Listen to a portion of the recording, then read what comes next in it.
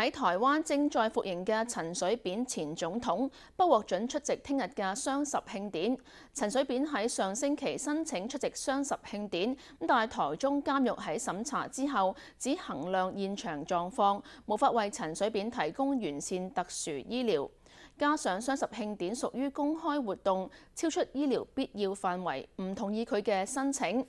陳水扁個仔陳致中表示理由唔充分，無法接受，但係只能無奈尊重。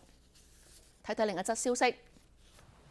泰王普密蓬週末接受血液透析治療之後，情況至今仍然未穩定，醫生正在密切監察佢嘅健康狀況。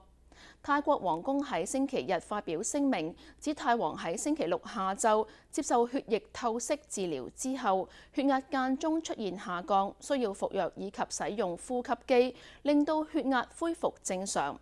但係之後嘅檢查又發現泰王血液酸性物質增加，又因為肺部出現高血壓，令到流咗入心室嘅血液驟減，醫生要用藥物擴張肺部血管。雖然泰王嘅脈搏以及血壓都有所改善，但係整體情況仍然唔穩定。